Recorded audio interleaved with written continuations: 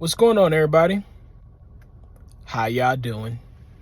So I wanted to share a story that took place a few days ago while I was at the gym. I was working out and I believe I was done. I was on my way to the locker room to wash up and head out. And a lady stopped me and she asked about my Naruto headband. And she said, "Is that like from Yu-Gi-Oh or something like that?" And I said, "Yeah, it's from an anime." And she jokingly said, "So does that give you superpowers?" And I smiled and I said, "Kind of. You want me to be honest why I wear it?" And of course she said, "Yeah."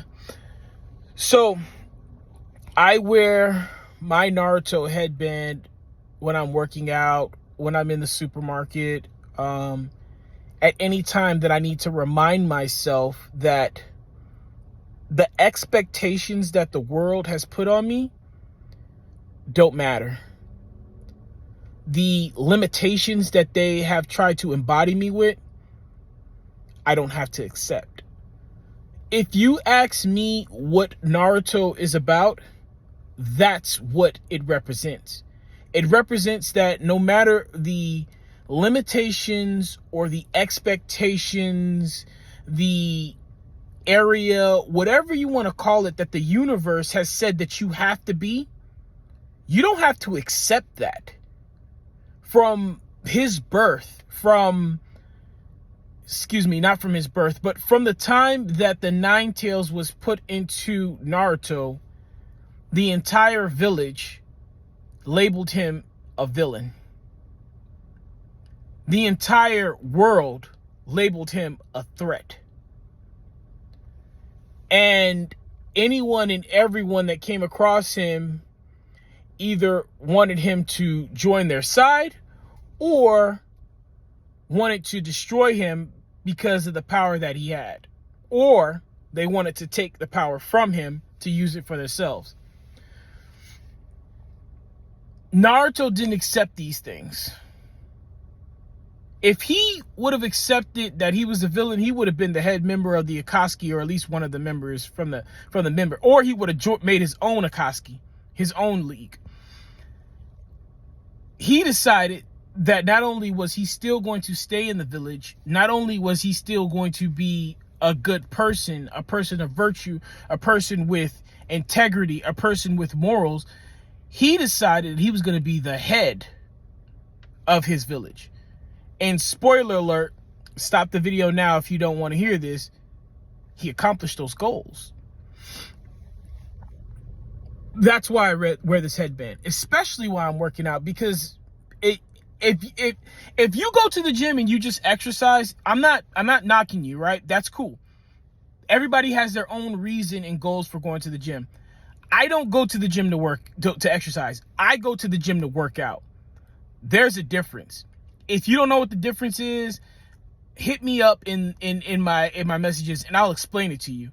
So when I'm in the middle of a workout and I'm grinding, I need to remember, hey, we're pushing to break these expectations. We're pushing to break these limitations. We're pushing to go further than we have, to get more stronger, more faster, more lean. We have something to accomplish here. We're not just here to play around.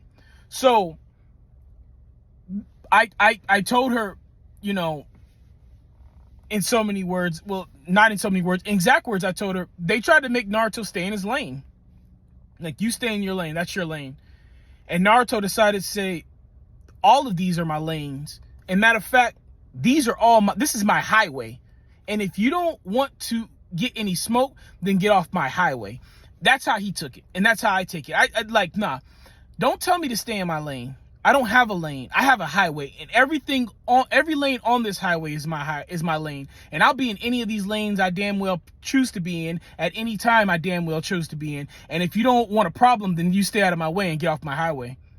It's like Captain America said, before we get started, does anybody want to get out?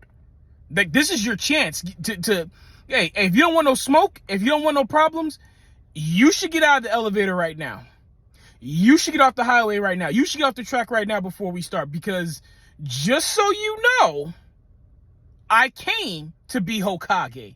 I came to be the best. I'm going to be the best. What do you say? Get rich or die trying. What do you say? If me and you are on the treadmill at the same time, and the goal is for one of us to get off the treadmill, you're getting off the treadmill before me, or I'm dying on the treadmill. That's it. That's how bad I want it. And that's why I wear this headband, to remind me that. To remind me how bad I want it. To remind me that I don't have to take anyone's limitations, expectations, or definition of what I should be, could be, and how I'm supposed to do it. Especially if you're a woman, you know the world is going to tell you exactly how you need to be it, where you need to be it, and which way you can be it. So I just wanted to share that story with you. Always keep a reminder, physically, mentally, verbally. It could be a chant, it could be a word, it could be a phrase that reminds you that you don't have to stay where people tell you that you have to stay, that you don't have to accept the limitations that people tell you have to accept. And whenever you're in somewhere of struggle, be able to grab that reminder, bring it out, and give you that power. I have so many different things. I have catchphrases. I have, there's so many powerful movie moments that I have saved either on my phone or my memory, or I'll make a note of it to remember it or look it up on YouTube. I love those heroic or triumphant moments where the antagonist decides, I'm not going to take this.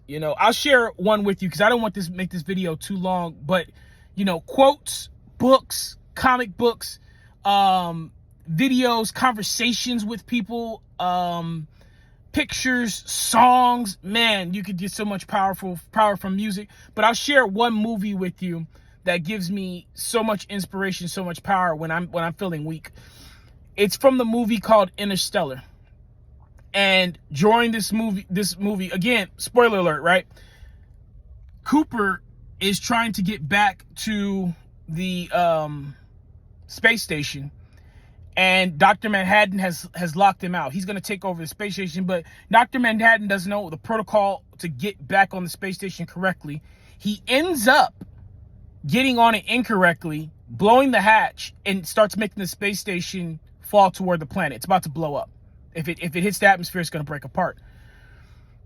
Cooper, everybody else on the ship, the two AIs and the other co-pilot, they kind of just, you can see them, their face, and they just resolved that that's it.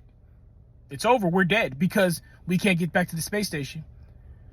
Cooper locks in, dials up, and starts taking off full speed toward the space station. And the AI even says, Cooper, there's no point in you trying to waste your energy catching up to the space station because there's nothing you can do and he just ignores him. He says, analyze the Endurance's spin.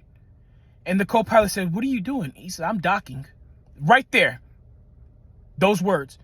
I'm docking. Like, the way he said it, like, not I'm going to try to dock. Not that I hope to dock. Not that I wish and I'm going to do everything. No, I'm going to do it. I'm docking. Getting chills right now just thinking about how he said it. And the AI comes back and says, hey, we analyzed the Endurance's spin. It's spinning at 69 rotations per minute. He says, okay, I want you to match our spin with that spin of the space station because we're going to dock while spinning. We're going to spin in a 360. We're going to match our spin with it and we're going to dock.